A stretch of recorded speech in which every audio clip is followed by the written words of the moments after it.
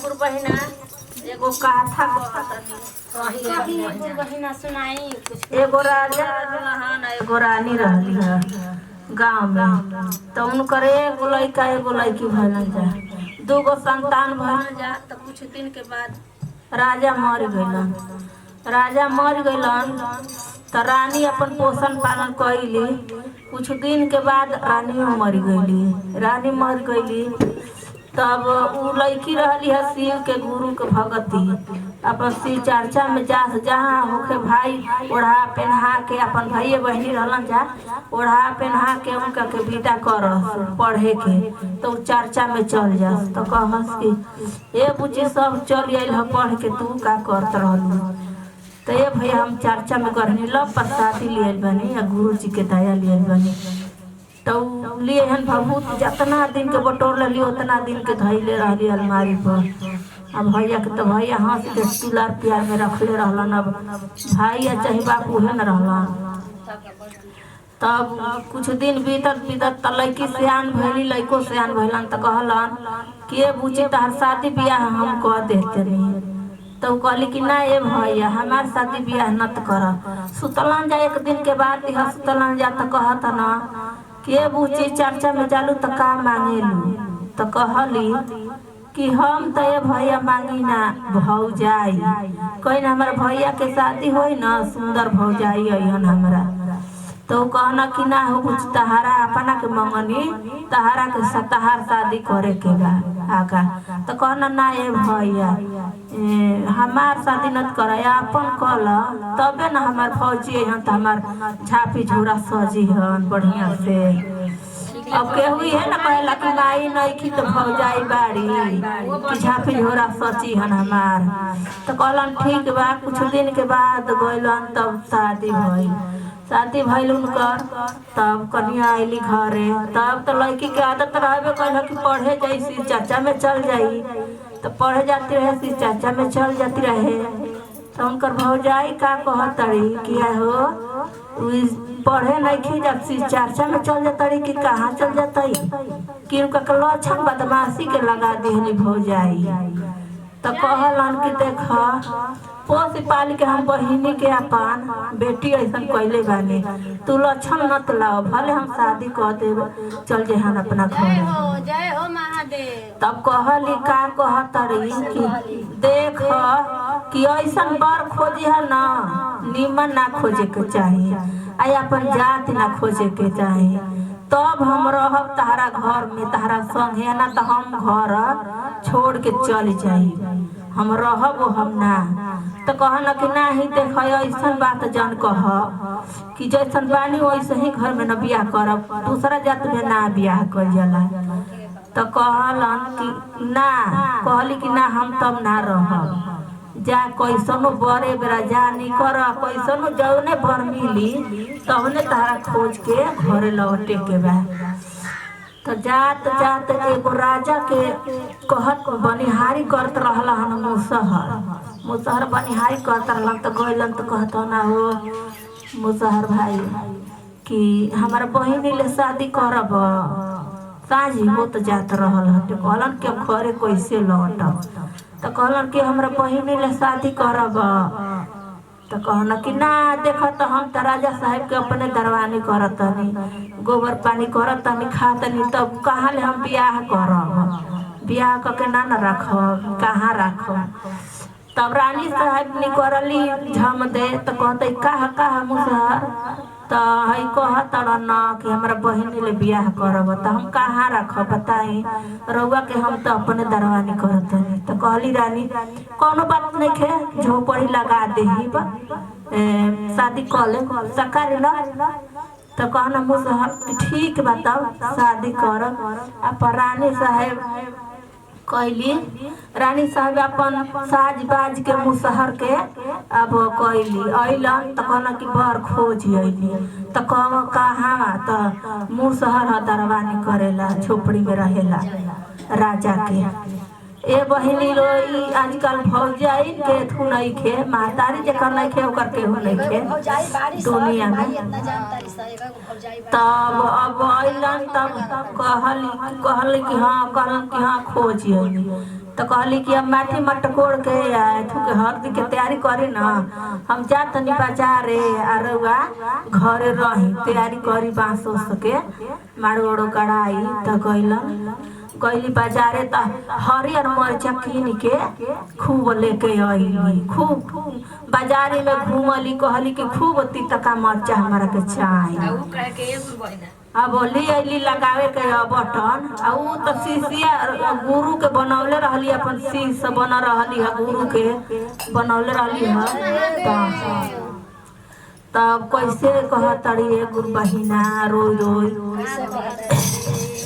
माई हारी लिहानिया सेवा गुरु बाबू हारी लिहानी हो हरियाणा मारी चला लगे बटान हो राम हो हरियाणा मारी चला दयावा करी गुरु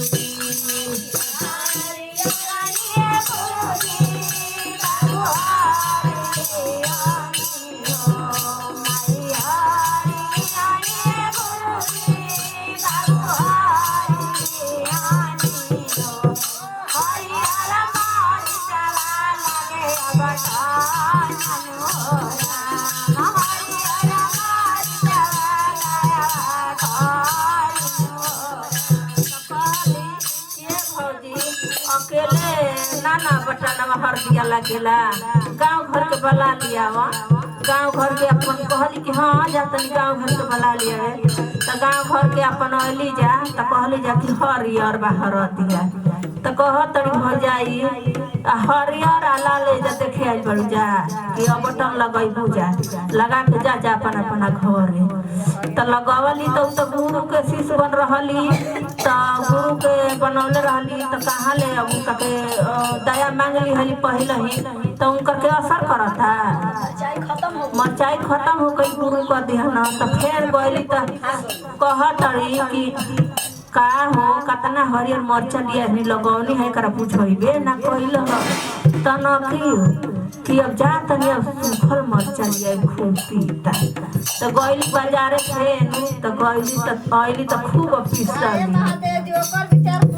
पीसली तो कह तड़ी भरली ओली तो कहली ननदी के भौजी बला ले भौजी ओली के गांव घर के तबे ना हमरा के हरदिया लगैबू अकेले लगैबू। तले उ गईली ना उ गईली तो कहतई माई हारी लिहानिया शिवा गुरु बाबू हारी लिहानी हो लाला का मारी चला लगे बटान हो राम हो लाला का मारी चला दयावा करी दी हरि हरि गुरुजी बाबू हारी लिहानी हो माई हारी लिहानी गुरुजी बाबू हारी लिहानी हो लाला का मारी चला लगे बटान हो राम लाला का मारी चला दयावा करी हो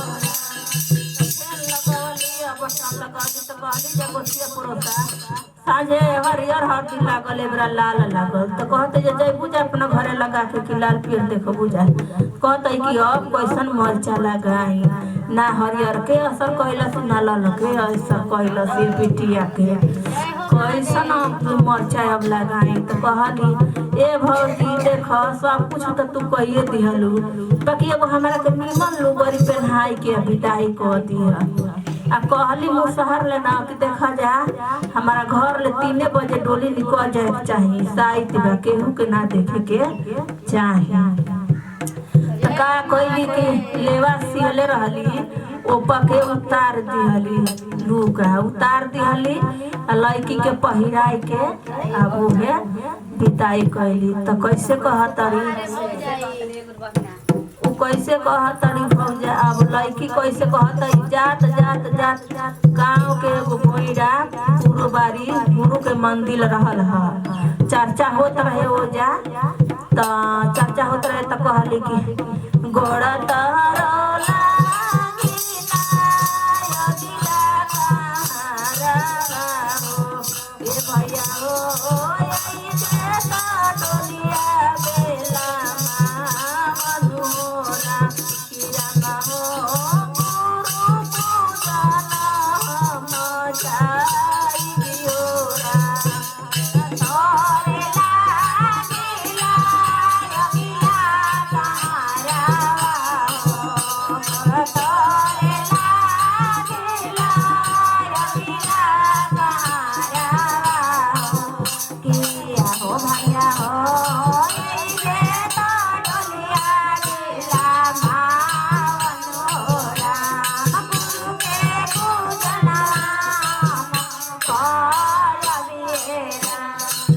मंदिर पर बैठा रहल ह तब मंदिर वाला निकर के गली तब पगलिए न बाड़ी फाटल पहनले बाड़ी तो डोली में ले निकर के गली मंदिर में तो सब गुरुबैना कहले जे हाँ हाँ हाँ हाँ हके हके हके हा पागल हिया तो और गुरुबैना समझदारी बाई जा शिव के गुरु बनौले बाई तो जाना तड़ी जाना अब हो जाई के मरम जाना तड़ी तो जाना तड़ी जाना तो कह तड़ी जा और गुरुबैना ना ना ना पागल ना है उ कह दे कि ना हम पागल ना हनी तनी गुरु से हम दर्शन करब हम गुरु के शिष्य हनी बनल हनी गुरु बनौले हनी तनी दर्शन हमरा के कह लेवे जी जा तो कहली जा और गुरुबैना कि हाँ हाँ जा गुरु ले दर्शन कह लेवे तो गईली अपन मंदिर में तो रोई रोई कहत रहली कैसे कहत तड़ी माई हारिली हनी शिव गुरु बाबू हारिली हनी हो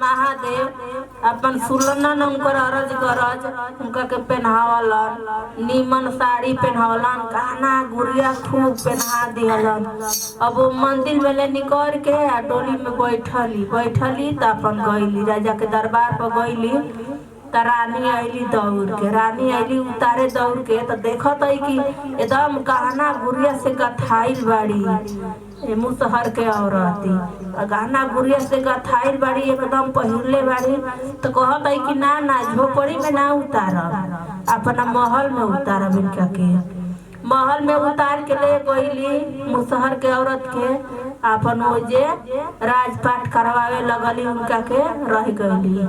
हर हर महादेव मैया भवानी की जय।